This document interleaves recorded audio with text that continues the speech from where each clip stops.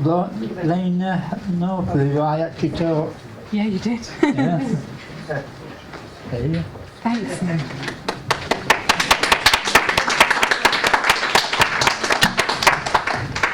Every senior manager in adult social care should work a day a week changing incontinence pads in a residential care home. That was how I started my audition video for the Local Government Challenge 2013, which is a national competition run across local authorities in the UK. It was a view that I'd formulated while I was a student on the Learning Disabilities Studies course. I did, in the presentation, go on to say that perhaps a day a week wouldn't be the best possible use of senior managers' time, but that the principle of manager proximity to the front line is a really important one, and one that I still stand by. I'm going to talk to you a little bit today about my experiences on the Learning Disabilities Studies degree course, and then what happened to me after. So the jobs that I've had, a graduate scheme that I did, and then the Local Government Challenge, which I just mentioned, which I've recently won. I started at Manchester University in 2006. I wasn't sure what degree course I wanted to do, so I was looking through prospectuses, as you do, and I came across the Learning Disability Studies course, and one line really stood out to me in the prospectus, which is that it said that the course aims to make a positive difference in the lives of people with learning disabilities. And I thought, what better way to spend 3 years of your life at uni, which I knew I wanted to go to, than making a positive difference in people's lives? And I think that the course really did enable me to do that, and still enables me to do that every day in the work that I do. One of the things that struck me when I first started on the degree course is how different the social model of disability is. It was something that I hadn't heard of before. I'd been brought up in a very medical model family. The volunteering that I'd done with people with learning disabilities had been very paternalistic in approach, and it took a bit of getting my head around. Thankfully, the lecturers were very, very patient with me, and what I really appreciated about the course was the safe space that it gave you to challenge those views, to think about what all my assumptions, my previous thoughts have been built upon, and to deconstruct those and look at a new way of thinking. And throughout the 3 years of the degree course, the way that I viewed the world really dramatically changed, and I appreciated the space that the course gave me and the knowledge and insight that I had to learn that. And I was able to put it into practice pretty much from day one, which was really important to me. So we did different placements in the first and second year, and my first placement was in supported tenancy, working with 3 adults with a learning disability as a support worker. It was a big thing as an 18-year-old who wasn't quite able to look after myself fully yet, to go into people's homes, to be responsible, I felt, for keeping it tidy, for cooking different types of meals, and for making sure that all the washing was done when I hadn't managed doing washing myself yet at home. It was a really big step, and I did feel very supported by the course during that time, and I really enjoyed being able to come and talk to all my classmates about the challenges that I was facing. But as well as the life lessons that I learned while I was on that course, I was able to put into practice the theory that we'd been studying. So I remember in our friendships, relationships and sexuality module being challenged again by the view that actually it's not helpful when you're working with people with learning disabilities to say, I'm your best friend, I'm always here for you, when you are being paid to be in that person's life and you're very transient in that person's life. The very next day when I went into the home, one of the people that I was supporting said to me, you're my very best friend, you know. And it gave me a chance to put what felt like difficult when we were being talked about it in class. I was able to use the words that I've been given by the lecturers and say, I love working with you, I love supporting you, but actually I'm paid to be in your life, so it's not quite a friendship. And I'm pleased to be able to say that I've stayed very much in contact with one of the people that I did support, that very gentleman, and now I'm not paid to be in his life, and when we go out together it is as friends. So finally I'm at a stage where I can say, yes, I love being your friend. But at the time it gave me that practical application of what we're being taught in the lecture theatres.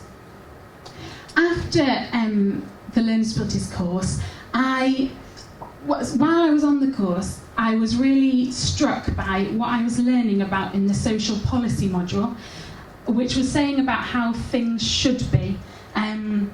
And then on the placements and in all the stories that we're hearing and everything that we were learning about in the courses, learning what it was on the ground. And for me, there was a real gap between those two at the time. And I thought I was particularly fascinated about what you can do about that gap. What can we do about actually affecting practice and affecting change?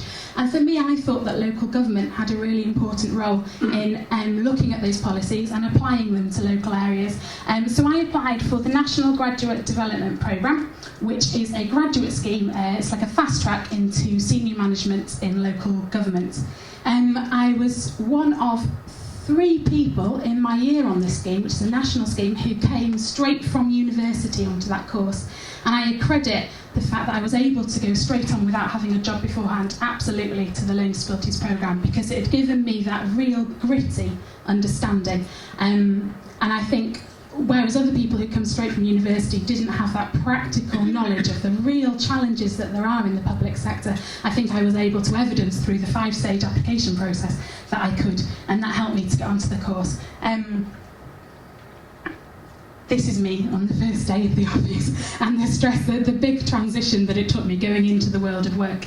If anybody here is a student, I'd massively recommend graduate schemes, and if anybody wants to come and grab me at the end and talk about my experiences of getting onto a graduate scheme, I'd be very happy to talk to anybody about that. We did a series of placements while we were on the National Graduate Development Programme. I did all of mine in Leeds City Council, that was my host local authority. My first placement involved I worked in children's services, looking at reviewing the local Safeguarding Children's Board. Again, the skills that I'd learnt from the course came hugely into play, whereas initially, I wouldn't say I found it boring when we were doing research methods, but maybe something close. However, when it came to practical application, it was really useful. A lot of what you do on a graduate scheme is about finding out best practice very, very quickly, bringing it back to your local authority and looking at how you can implement it or replicate it. My second placement involved writing a transition strategy for the whole of the city, looking at how the challenges that people face in all different organisations when they hit 18 and hit that barrier. And again, we studied it, so I felt like I was ready, willing and able, and I was able to get a good head start and make sure that we were bringing in some academic theory into that policy. I also managed a team of 35 people on the elections line in the contact centre, and was very, again, grateful for the last module that we'd had that had been about managing change and managing people, because I was able to put those skills directly into practice when I had to fire people, do hiring and firing, and all the harder sides of management that I was faced with straight out of university. I next got a job in working across children's and adult social care as a marketing and communications manager for a new computer system that we're putting in. Not particularly my area of interest, but I was desperate for a job and there weren't any other jobs on the job website at the time. But what that job allowed me to do was I'm very, very grateful to my boss at the time, who said, do you fancy going for this? And this is the Local Government Challenge 2013. It's a little bit like The Apprentice, where we were asked to go and do 5 24-hour challenges in different local authorities across the UK. All of the challenges were filmed, and we were in 2 teams and we were scored and assessed throughout them. This is me being filmed. You can catch the videos on YouTube if you want to have a look. And I was fortunate enough to get into the final. And then I went on to win the competition. So this is Right Honourable Jeremy Hunt giving me my award there. Fantastic.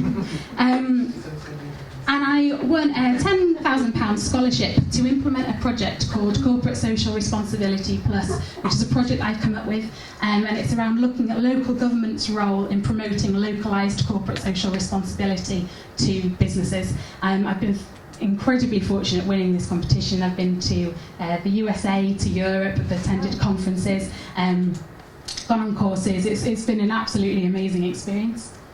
And all of that enabled me to get a job as a commissioning officer for learning disabilities services in Leeds City Council, which is a job that I've really, really wanted to do when I came out of university.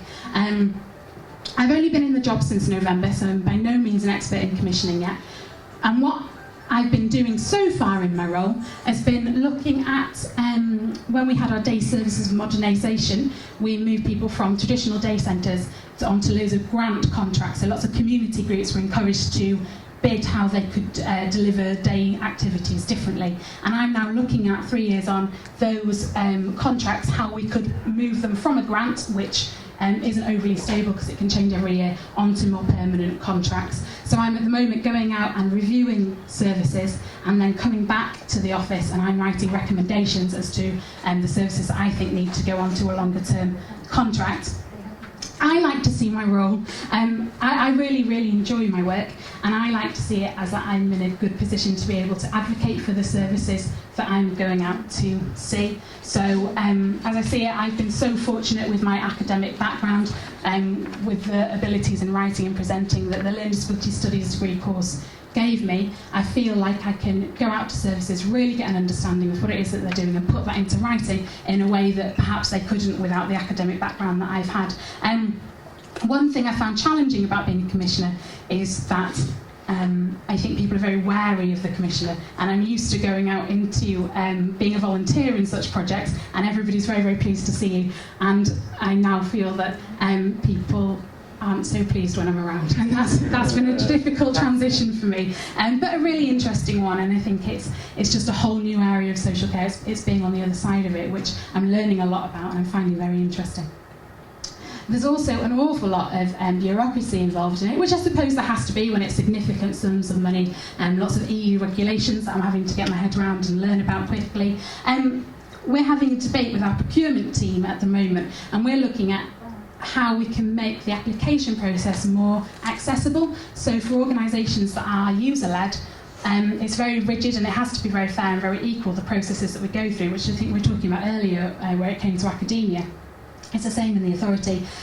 So at the moment we're working with a group of people, a service, to look at if it's possible that we can change that and mean that people don't have to do just written applications for funding. Is there a way that we can still have it fair and equitable, but with people doing videos, or are there other ways that we can do that? So I do think that there are areas that we can manage to change and we can manage to influence the system, but ultimately there are a lot of laws, and as soon as our legal team come in and say you're breaking the law, then obviously as commissioners we just can't do that. So to conclude then, I would like to say a massive thank you to the Learning Disability Studies programme for everything that it taught me, for the confidence, the skills that it gave me, and for the fact that I wouldn't have been able to get where I've got and without being able to talk about it in an interview and without the understanding that it's given me. So a huge thank you to that. And I'd also like to say to anybody that is a student at the moment, as you're learning about all the challenges that there are in this system, I think about a small area that you think you care a lot about, you think you could influence, and get involved. So whether that be being in kind of lobbying the system from the outside, or getting a job within it and trying to change things. I think there are big changes happening. We've just got to make things happen. I haven't yet got everybody, all the senior managers, changing in continence pads 1 day a week, but you never know, I might get there. Thank you.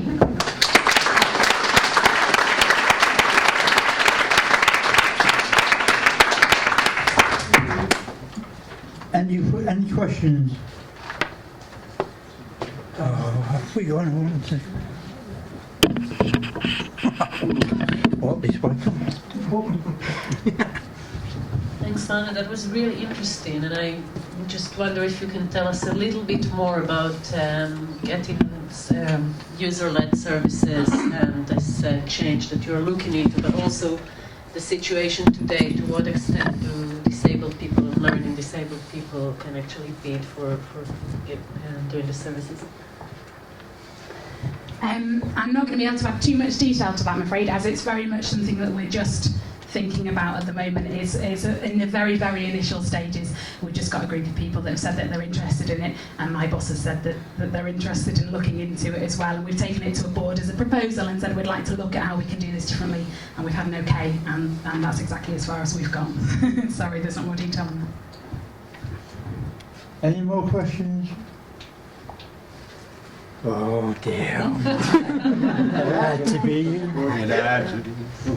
Great presentation. Can I ask you a question? I have friends who, when the day centres closed in Kirklees, they've lost touch with their friends, and By the way, I'm not blaming you. Very good. So when you were talking there about shifting away from that to kind of more privatised, there are obviously some downsides to that. So I just wondered how you, with your experience on the degree, how you know, A, were there any, did you tackle that as an issue, or did that come up as an issue, and B, how did you tackle it? Thanks. It was before my time on the as a commissioner that happened, but actually I can say that it's something that comes up time and time again. Leeds was very fortunate in that it had a significant amount of money to put into the alternatives, which I don't think many other local authorities had. So at the time, I think pretty much all of the money from the day centres got reinvested. So there are some fantastic great projects, and a number of those are focused on looking at people maintaining friendships. So that was something that people said from the very beginning. And in Leeds, I know it's not the same in every area. There are loads of projects now. Keeping in touch is one of them that let people, and also the partnership board is a big part of my work. Well, we go out and talk to people with learning disabilities who set the priorities for commissioning, and that friendships, relationships, travel are things that come up every single year. And so those are great forums for keeping things at the front of the mind of commissioners, and that's how our priorities are set often. So it's great. Any more questions? Well, some of the day centres, rural and adult training centres, remind you the buildings were getting quite expensive. The hours a day that we use for the day centres were getting quite expensive to maintain, and a lot of those buildings were built in around about the 50s to the 70s, weren't they? They were going over 30, 40 years old, weren't they? And were getting quite expensive, like for councils like Leeds to maintain. Yeah, I think that's right.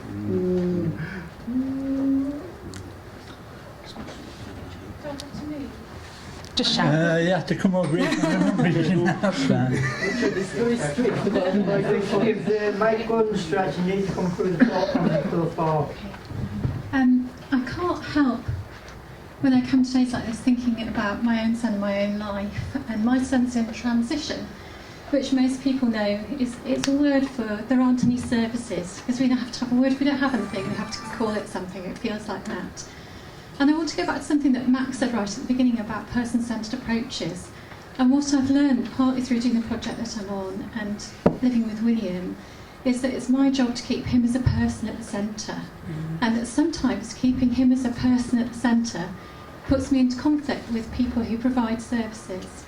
And I wonder, how do we manage that conflict, and how do you manage those sorts of challenges? So I'm saying to you, I don't want what's out there, I want what he wants, what's best for him in the way that's best for him. Social services are telling me there's no money, we're living in an age of austerity. So how do we get over that gap? Yeah. I don't feel overly qualified to answer that question, I'm afraid. I think that the system is very complicated, and especially in Leeds, being a commissioner, I think the way that it's set up, often it'll be care managers that you're dealing with, or social workers on the front line. And I think it's about marrying those different systems. I think it's about making sure that there is enough diversity of things there, that social workers can spot contract instantly. It's about us looking into the future and saying, what kinds of things are people wanting? How can we make sure that there's the flexibility? How can we use personal budgets better? How can we use individual service funds better? Looking at what is there available for us to use, and as commissioners making sure that that's accessible and out there. And then it's about care managers' frontline practice and how well they are, how good they are at person-centred planning, and how good they are at matching what's out there up to the needs of the individual. Can I just say one more thing? I think what I've learned actually through having a circle is that it's not about what's out there, it's about what might be out there to meet the needs of the person. So we've resisted the idea that's out there, we'll slot him in. Yeah. We're saying we're not interested in what's there already, we're interested in following his aspirations, interests, and so on. And so I guess I'd be always looking to say, what does William want to do? And making it, starting always from that question, what does William want to do? And under the principle that he has the right to a full life as much as any other person. And so that's where I'd always begin. Any more questions?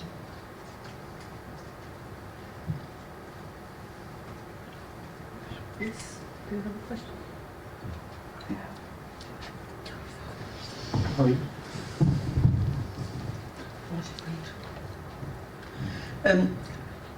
What do you think about our PSG? Because don't forget, we're in trouble and strife here with this one. Because the big wicks is trying to close our unit down. What do you think about that? Please tell us what's the policy on that one, please. It's all the fault of the commissioners. Yeah, probably it's Commissioner's fault. That's to do with the university rather than to do with local government. But as an ex-student, I can say that I was able to be a representative on the Partnership Steering Group, and I greatly enjoyed my time there, and I thought you did a fantastic job. I thought it's a really good group, and I was able to talk about my work on that group as well when I was in my interview, so I appreciated that. So I'd like to say thank you for letting me be a representative on your group. Thank you very much indeed.